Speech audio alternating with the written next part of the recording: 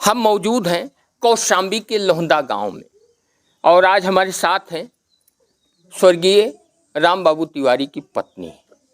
कुछ दिन पहले तक इनकी मांग में सिंदूर हुआ करता था, लेकिन आज ये विधवा है। परिवार उजड़ गया है, बेटा अभी जेल में है।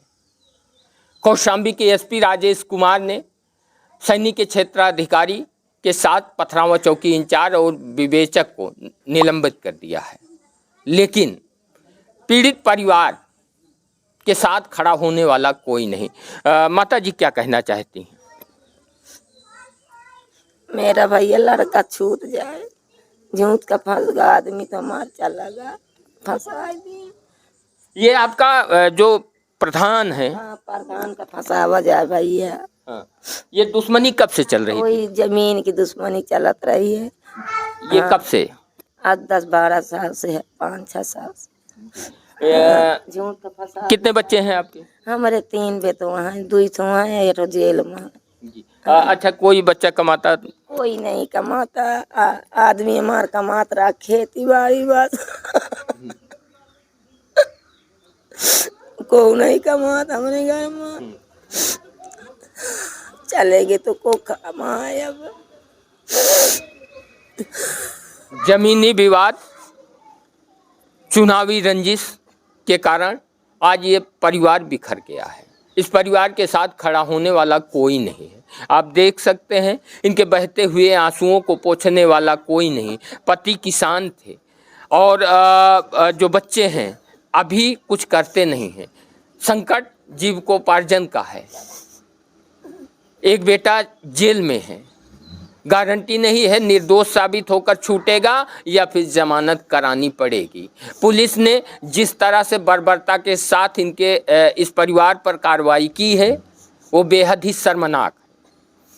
ब्राह्मण भारतीय जनता पार्टी का कोर वोटर रहा है, लेकिन ब्राह्मण को सबसे ज़्यादा अगर किसी सरकार में परेशान किया गया, प्रताड़ित किया गया तो शायद भारतीय जनता पार्टी की सरकार में ही किया गया।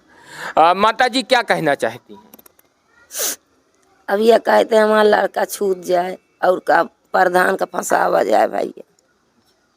फिलहाल वर्तमान प्रधान के ऊपर इनाम घोषित कर दिया गया है, लेकिन सवाल ये भी उठता है कि यदि ये साजिश थी तो प्रधान के ऊपर पहले कार्रवाई क्यों नहीं हुई? अब आप लोगों को मिलवाते हैं राम बाबू, स्वर्गीय राम बाबू तिवारी के बेटे से, जिन्होंने उनका दाग दिया है। क्या नाम है? अक्षय कुमार तिवारी। अच्छा जी, ये जो घटना घटित हुई क्या कारण था और क्यों? जमीनी कुछ विवादित था जी। हाँ, और प्रधानी रंजिश था, तो इसके वजह से नहीं वो अपना क्या कहते प्रधान एक गरीब आदमी को उसको एक कॉलोनी दे के बोला तुम ऐसे केस करवा दीजिए, मैं है ही हूँ प्रधान, कोई कोई बोलने वाला है, उसकी वजह से वो लगवा दिया है। अब कोनो बलात्कार में भाई को क्या कहते। अच्छा, जिस दिन पुलिस ने गिरफ्तार किया आपके भाई को, कहाँ से गिरफ्तार किया? मेरे पिताजी खुद छोड़ने गए थे, लेकिन उसको तो उसकी गिरफ्तारी तो कहीं बाहर दिखाई है। नहीं नहीं नहीं, मेरे पिताजी जब आए तो मेरे पिताजी को भरोसा नहीं है कि भाई तब ऐसा कुछ ही नहीं है, तो क्या बोले चलो चौकी में समझौता कर ले, तो हम कहा चलो। पिताजी मेरे लेके खुद गए, तो वो आए, फिर इसके बाद क्या किए वो बैठा लिए चौकी में, बोले कल सुबह होगा फैसला। अब एक के बाद दूसरे दिन फिर FIR किए, तीसरे दिन उसको भेजे। क्या नाम है? नित्या गुप्ता। ये गोरखपुर प्रांत प्रभारी हूँ मैं, शिवसेना से। जी, जिस तरह से इस पीड़ित परिवार के साथ घटना घटित हुई, क्या कहना चाहिए? सर ये बहुत बुरी लगी मुझे, मतलब बहुत दुख की बात है कि आज हमारे समाज में ऐसी चीज़ें हो रही हैं। और सरकार से मेरी यही अपील है कि मतलब कि जो भी हो रहा है, क्यों किसी को न्याय पाने के लिए किसी अपने का क्यों बलिदान देना पड़ता है हमेशा, है ना सर? तो मतलब ये बहुत एक लगता है कि किसी औरत का पति नहीं है ना, किसी का पिता छीन लिया गया है। ये बहुत बुरा लगा मुझे, और सरकार अभी भी कोई एक्शन नहीं ले रही है इस पे। तो बस कार्रवाई तो की गई है, लेकिन सबसे बड़ी बात यह है कि ये इस घटना को बैलेंस करने के लिए कार्रवाई की गई है, क्योंकि अभी बेटा जेल में। किसी को सस्पेंड कर देना इसका कोई निवारण नहीं है।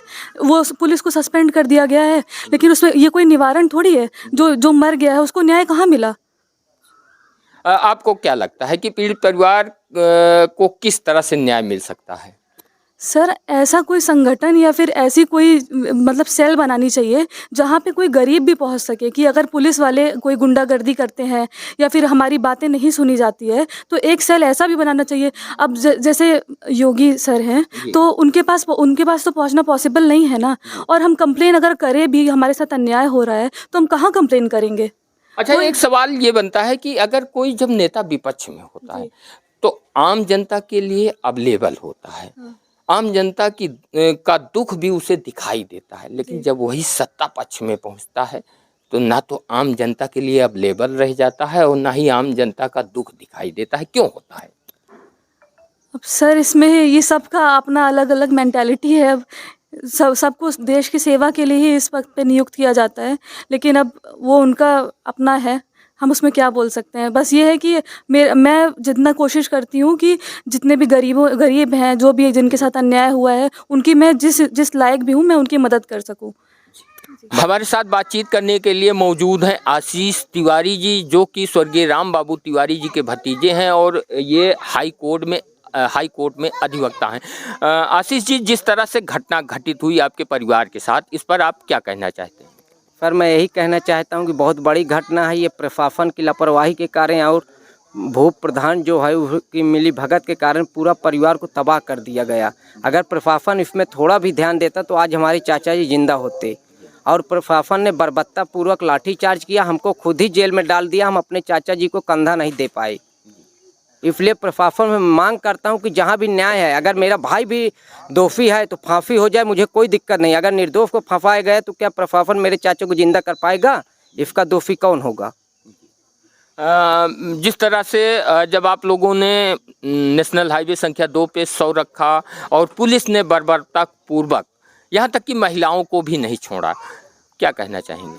इसके लिए एडिशनल एसपी हैं, वो पूरी तरह जिम्मेदार हैं। कोई गफ्टेड अधिकारी नहीं था। अगर लाठीचार्ज होती तो कोई गफ्टेड अधिकारी होना चाहिए, उनके परमिशन से लाठीचार्ज होती। वो आते मान बिल्कुल कागतनी लाठीचार्ज कर दिए, ना देखे महिलाओं, ना बच्चे, ना बूढ़े, सबको लात जूतों की तरह पीटा गया।